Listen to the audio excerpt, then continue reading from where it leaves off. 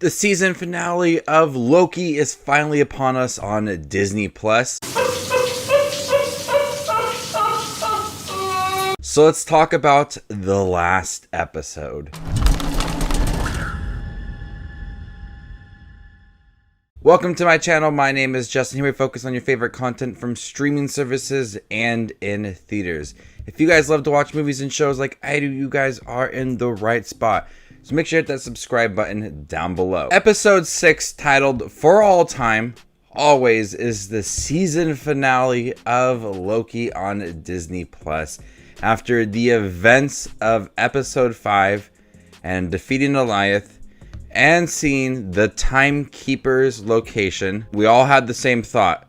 Who is the Timekeeper? Now this review will include spoilers. If you guys have not seen episode 6, you definitely need to check it out because a lot was dropped. And of course, the Timekeeper was revealed as Sylvie and Loki enter this mansion. They are approached by Miss Minute. And my initial thought was, oh, Miss Minute is going to be the Timekeeper, which would have been disappointing. Marvel likes to kind of play with our emotions, and we all have certain thoughts about who's gonna be like the big villain of each episode, and then they kind of don't do it. So I was hoping that, King the Conqueror would be the Timekeeper. She keeps mentioning someone that has remained. She keeps referencing a guy, and he has a bargain that will allow for Sylvie and Loki to return back to their timeline, both of them together. And they don't take that bargain because it's just fiction. So they enter the big chamber of the Timekeeper, and it's played by Jonathan Majors, of all people, who is casted as King the Conqueror in Ant-Man and the Wasp 3. So King the Conqueror, and doesn't refer to himself as King the Conqueror. He does mention that he has been given many different names, and one of them is a conqueror. There's been plenty of Marvel villains throughout the years, some memorable, some not so memorable. Some great performances, some just kind of flat performances. With this episode, Jonathan Majors is on a whole nother level. His introduction as the Timekeeper is something that made this whole journey worthwhile. Jonathan Majors gives such a sinister, downright creepy performance that you were just enthralled with what was happening. And watching him talk to Sylvie and Loki about the TVA and the upcomings of the TVA and his big scheme and all of that, he's cunning. He is brilliant. He is sinister. You could tell that with his little face smirks and his laugh. I cannot wait to see more of King the Conqueror leading forward. It's something that I found to be highly, highly interesting. And so the whole conversation between the three of them really takes up a good majority of this episode. And with opening credits and the end credits, the episode's only 47 minutes long, not the longest of episodes from Loki. But the whole conversation really takes up that majority, and I found a lot of the dialogue in here to be very intriguing, learning about the TVA, learning about Jonathan Majors' character, the Timekeeper, and watching Loki and Sylvie kind of react to it all. Because he knows everything that is going to happen. So how can they outsmart the Timekeeper when he sees everything coming and has paved the way for them to get to him?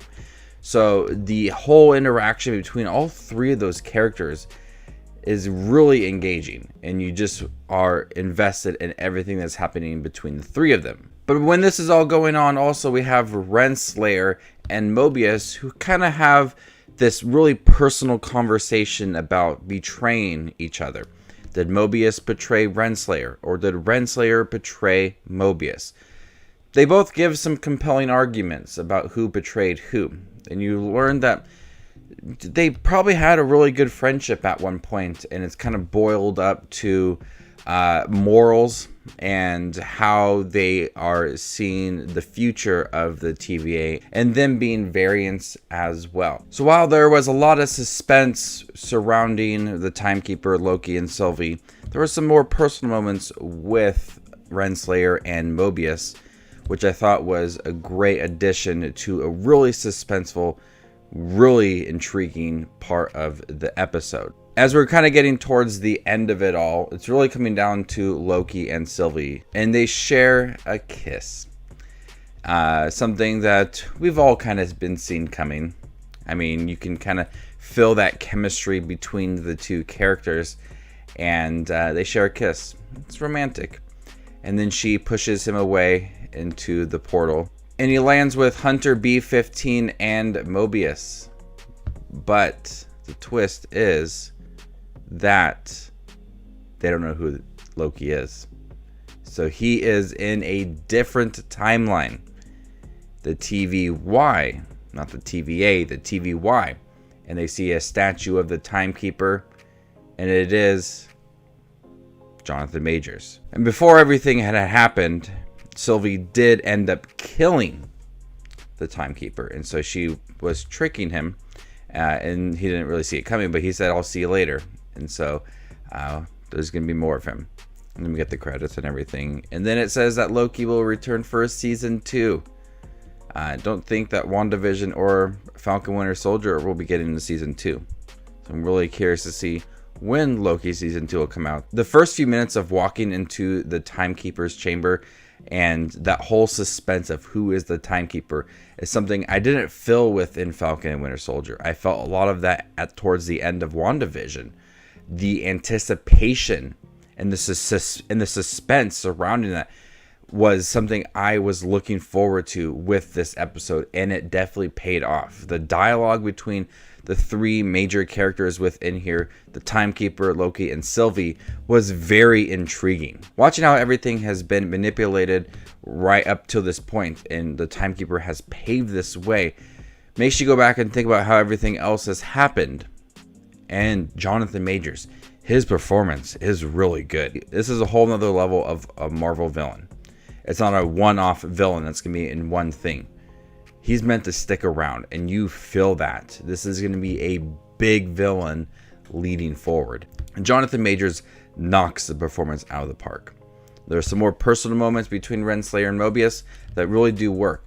This episode is very strong. The suspense, the reveals, everything just came together to be a highly satisfying end to this series.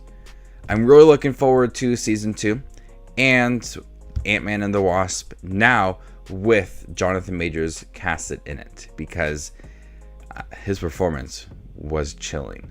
I'm gonna go ahead and give the last episode of Loki season 1 an A-. Thank you guys for checking my review for Loki season 1 finale episode 6. What'd you think about it? Let me know in the comment section down below, and stay tuned for more up and coming Loki content. My name is Just As Much As Movies, and you guys stay classy, YouTube.